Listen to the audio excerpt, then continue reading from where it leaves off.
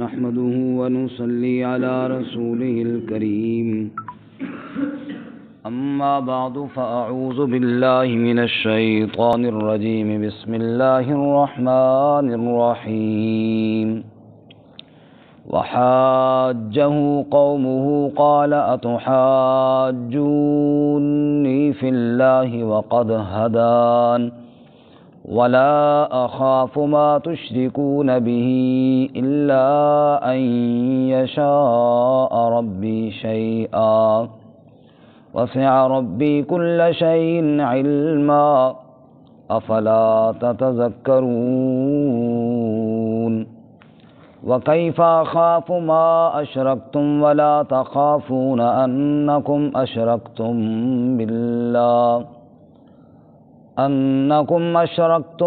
بالله ما لم ينزل به عليكم سلطانا فأي الفريقين أحق بالأمن إن كنتم تعلمون الذين آمنوا ولم يلبسوا إيمانهم بظلم أولئك لهم الأمن وهم مهتدون وحاجه قومه، اور جھگڑا کیا ابراہیم علیہ السلام سے ان کی قوم نے، قال تحاجونی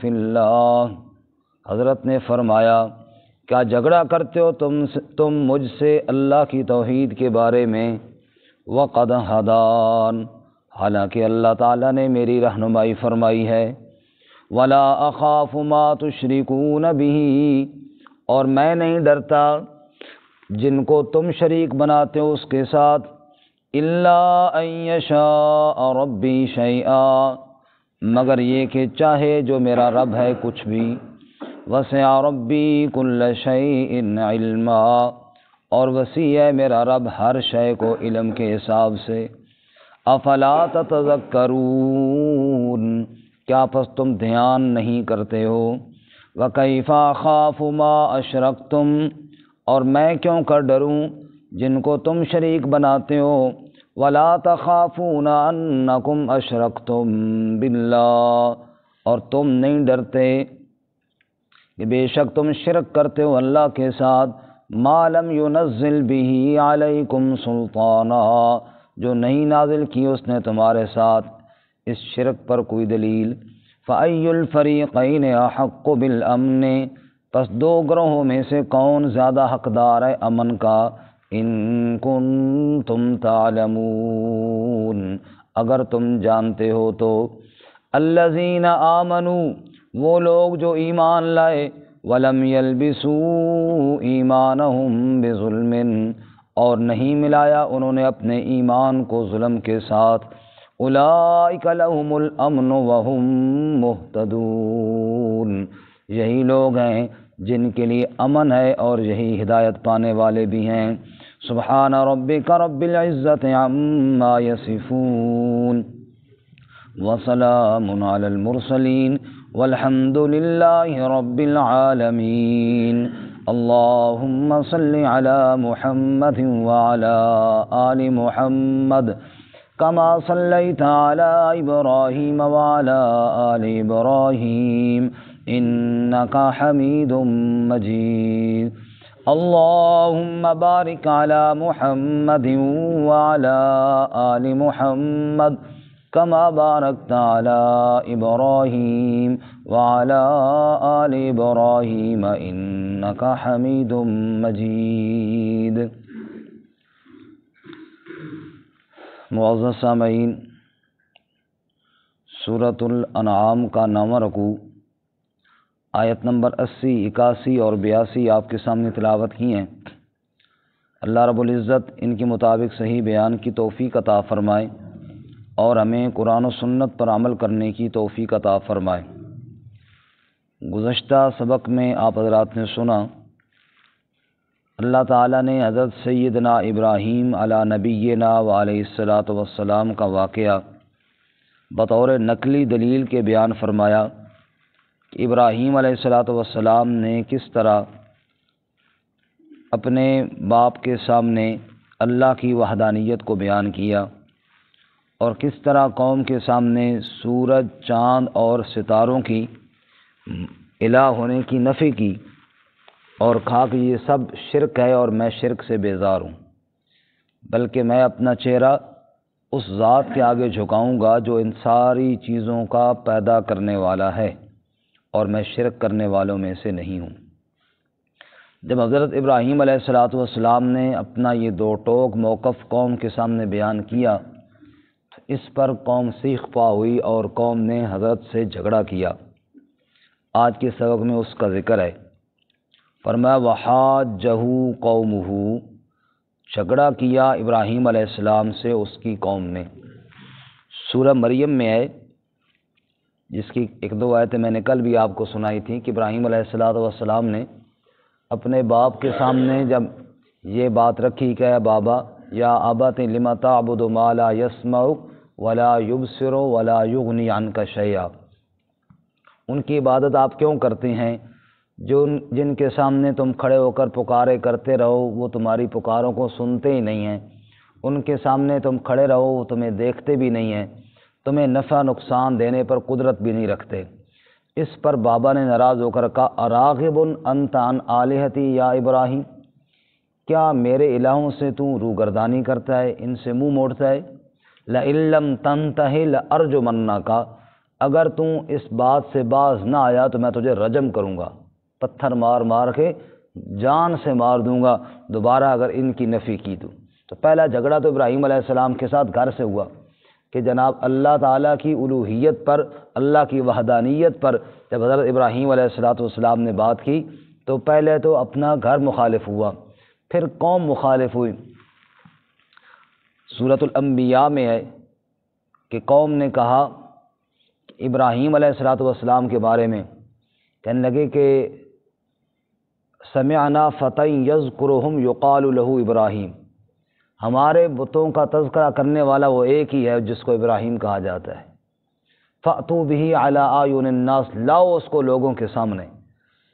یعنی قوم مخالف ہوئی اور انہوں نے مخالفت کی تدبیریں بنائیں، پھر وقت کا بادشاہ جو نمرود تھا وہ مخالف ہوا، اور اس کا ذکر سورۃ البقرہ میں ہے 3 پارے میں، الم تر الی الذی حاج ابراہیم فی ربہ ان آتاہ اللہ الملک، اس شخص کو آپ نے نہیں دیکھا جس نے خلیل اللہ سے جھگڑا کیا۔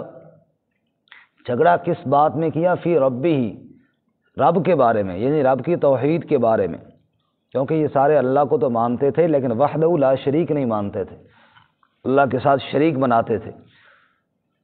اب ابراہیم علیہ السلام نے اس سے کہا بادشاہ سے ربی الذی یحیی و یمیت، کہ میرا رب تو وہ ہے جو زندہ کرتا ہے اور موت دیتا ہے۔ اس نے کہا انا احیی و امیت، میں زندہ کرتا ہوں اور میں موت دیتا ہوں۔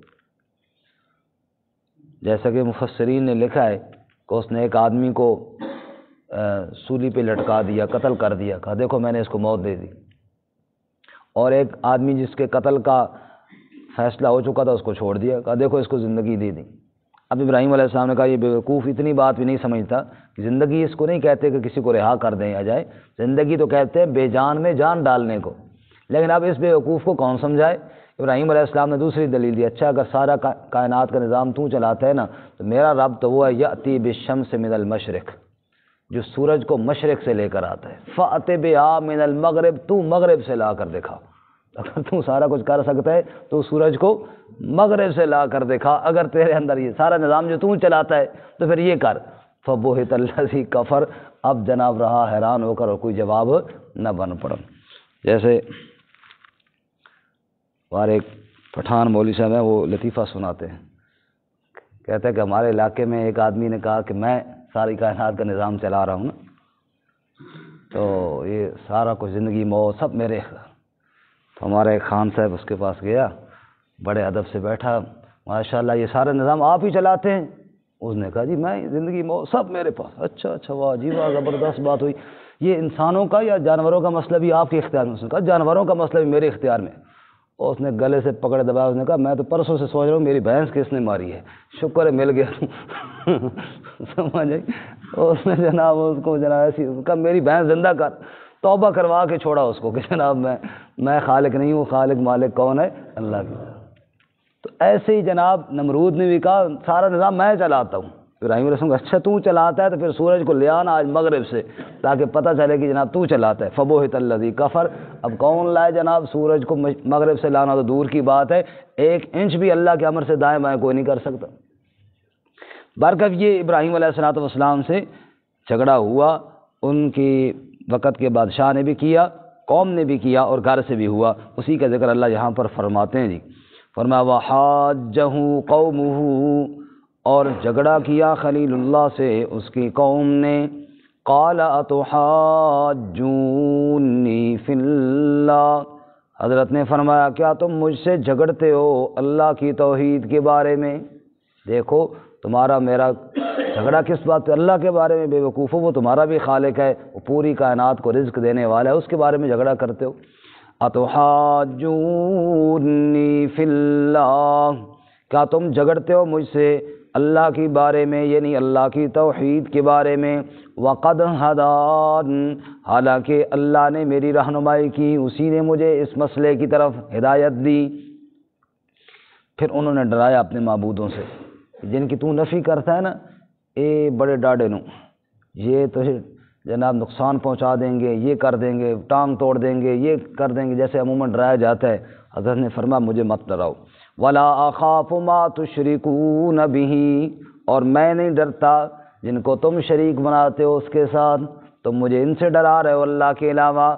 الا ان یشاء ربی شیئا، مگر ہاں اگر میرا رب چاہے کچھ، اگر اللہ مجھے کوئی تکلیف پہنچانا چاہے وہ تو پہنچے گی، وہ تو بیماری یا دکھ مجھے پہنچے گا، لیکن جن سے تم مجھے ڈرا رہے ہو ان سے میں ڈرنے والا ہرگز نہیں ہوں، کیونکہ نفع اور نقصان کا مالک صرف کون ہے جی؟ اللہ۔ وسع ربی کل شیء علما، اور میرا رب وسعت رکھتا ہے ہر شے پر اپنے علم کے حساب سے، کس کو تکلیف کب پہنچنی ہے یہ بھی میرے رب کے علم میں ہے، اور کس کی تکلیف کب دور ہونی ہے یہ بھی میرے رب کے علم میں ہے، کس کی زندگی کی ڈور کب تک لمبی رہے گی یہ بھی میرے رب کے علم میں ہے، کس کی ڈور کھینچ لی جائے گی یہ بھی کس کے علم میں ہے؟ وسع ربی کل شیء علما، میرا رب ہر چیز کو وسعت کے ساتھ علم رکھنے والا ہے۔ افلا تتذکرون، کیا تم دھیان نہیں کرتے ہو، نصیحت حاصل نہیں کرتے ہو، غور نہیں کرتے ہو اس بات پر اللہ ہی ساری کائنات کا خالق اور مالک اور علم رکھنے والا ہے۔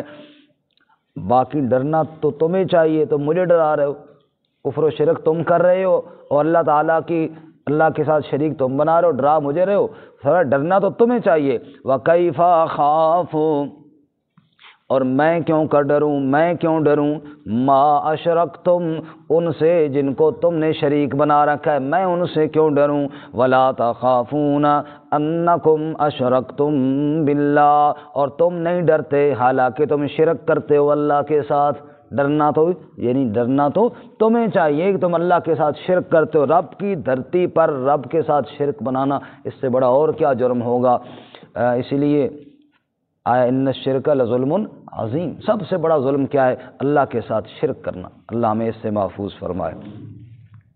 فرمایا ولا تخافون انکم اشرکتم باللہ، اور تم ڈرتے نہیں ہو کہ تم شرک کرتے ہو اللہ تعالیٰ کے ساتھ۔ اور سورہ مریم میں کیا فرمایا؟ تکاد السماوات یتفطرن منہ وتنشق الارض وتخر الجبال حدا ان دعوا للرحمن ولدا، آسمان زمین اور پہاڑ ریزہ ریزہ ہونے پر آ جاتے ہیں، پھٹنے کے قریب ہو جاتے ہیں، ٹکڑے ٹکڑے ہونے پر آ جاتے ہیں۔ کب؟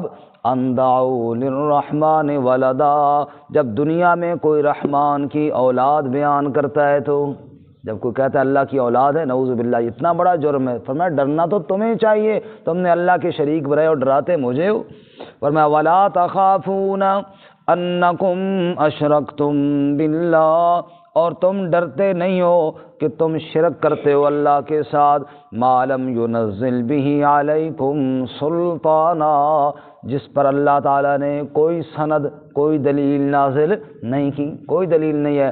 اگر کوئی کسی کتاب میں، آسمانی کتاب میں ہوتا چلو پھر تو ہوتی بات، نہ کسی آسمانی کتاب میں، نہ عقل کا یہ تقاضا، کام خود غلط کرتے اور ڈراتے اللہ کے نبی خلیل اللہ علیہ الصلوۃ والسلام کو، یہ بات کیسے ممکن ہے؟ اب فرمایا کہ میں تو اللہ سے ڈرتا ہوں بس، اور تم جناب کبھی اس سے، کبھی اس سے، کبھی اس سے، پتہ نہیں کتنے سینکڑوں تو میں جن سے ڈرتے ہو۔ فرمایا اب بتاؤ اللہ سے ڈرنے والا پرامن ہے یا 50 سے ہزاروں سے ڈرنے والا پرامن ہے؟ ایک اللہ سے کا ڈرو بس، باقی اللہ اللہ تے خیر صلی اللہ۔ فرمایا فَأَيُّ الْفَرِيقَيْنِ أَحَقُّ بِالْأَمْنِ، اب بتاؤ دونوں گروہوں میں حقدار کون ہے امن کا؟ یعنی ایک آپ ہیں اور ایک میں ہوں۔ میں کہتا ہوں میں تو اللہ سے ڈرتا ہوں بس، جو مانگنا ہوں اللہ سے مانگتا ہوں، ایک ہی در پکڑا ہوا ہے، ڈر بھی اسی کا، مانگنا بھی اسی سے۔ اور تم نے جناب سینکڑوں در بنا رکھے ہیں، کبھی کدھر بھاگ، کبھی کدھر بھاگ، کبھی کدھر بھاگ، کبھی اس سے ڈر، کبھی اس سے ڈر، کبھی اس سے ڈر۔ فرمایا بتاؤ پھر پرامن کون سا ہے امن میں سے؟ اسی طرح اللہ ایک اور جگہ پہ مثال بیان کرتے ہیں، ضرب اللہ مثل رجلا فی شرکاء متشاکسون ورجلا سلما لرجل هل یستویان مثلا۔ اللہ تعالیٰ فرماتے ہیں کہ چند بندے تھے، 8-10 بندے تھے، انہوں نے مل کر ایک غلام خریدا، سب کے پیسے اس میں مشترکہ ہیں، گویا کہ سارے ہی اس کے مالک ہے، ہر مالک اس کو حکم دیتا ہے میرا کام کر، دوسرا کہتا ہے میرا کر، تیسرا کہتا ہے میرا کر، اور ایک وہ غلام ہے جس کا ایک ہی مالک ہے، اس نے ایک ہی کو راضی کرنا ہے، ایک ہی کا حکم سننا ہے۔ بتاؤ ان میں امن والا اچھا کون سا ہے؟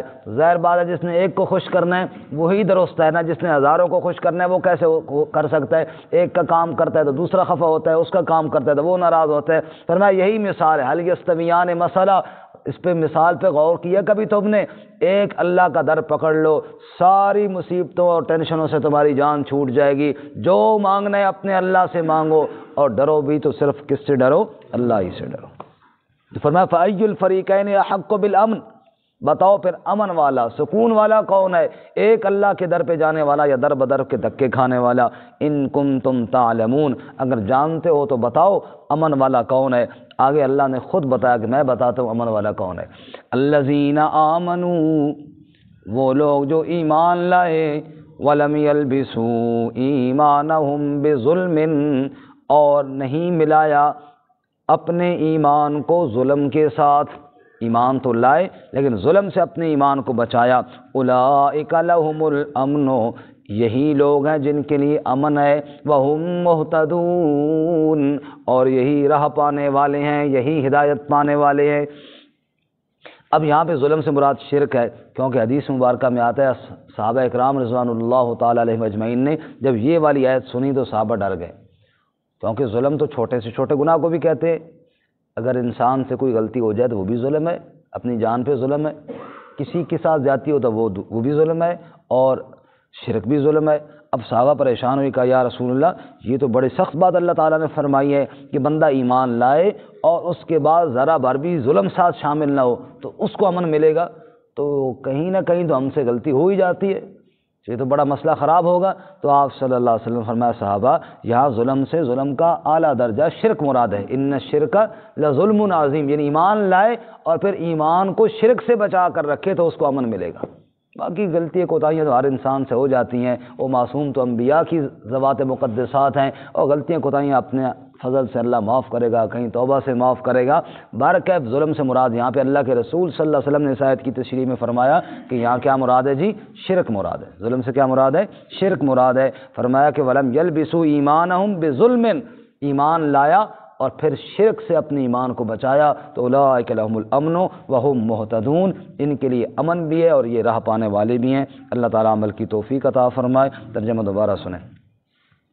وَحَاجَّهُ قَوْمُهُ، اور جھگڑا کیا ابراہیم علیہ السلام سے ان کی قوم نے، قَالَ أَتُحَاجُّونِّي فِي اللَّهِ، فرمایا کیا تم جھگڑا کرتے ہو مجھ سے اللہ کی توحید کے بارے میں، وَقَدْ هَدَانِ، اور یقیناً اس نے میری رہنمائی کی، اس نے مجھے ہدایت دی، وَلَا أَخَافُ، اور میں نہیں ڈرتا، ما تشرکون بہ، جن کو تم شریک بناتے ہو اس کے ساتھ، الا ان یشاء ربی شیئا، مگر وہ جو چاہے میرا رب کچھ بھی، وسع ربی کل شیء علما، وسیع ہے میرا رب ہر شے پر علم کے حساب سے، افلا تتذکرون، کیا پس تم دھیان نہیں کرتے ہو، وکیف اخاف ما اشرکتم، اور میں کیوں کر ڈروں جن کو تم شریک بناتے ہو، ولا تخافون انکم اشرکتم باللہ، اور تم نہیں ڈرتے کہ بے شک تم نے شریک بنایا اللہ تعالیٰ کے ساتھ، ما لم ينزل به علیکم سلطانا، جو نہیں نازل کی اللہ نے اس کے ساتھ تم پر کوئی دلیل، فأی الفریقین احق بالامن، پس دونوں گروہوں میں سے کون زیادہ حقدار ہے امن کا، ان کنتم تعلمون، اگر تم جانتے ہو تو، الذین آمنوا، وہ لوگ جو ایمان لائے، ولم یلبسوا ایمانہم بظلم، اور نہیں ملایا انہوں نے اپنے ایمان کو ظلم کے ساتھ، اولئک لہم الامن وہم مہتدون، یہی لوگ ہیں ان کے لیے امن بھی ہے اور یہی لوگ ہدایت پانے والے بھی ہیں۔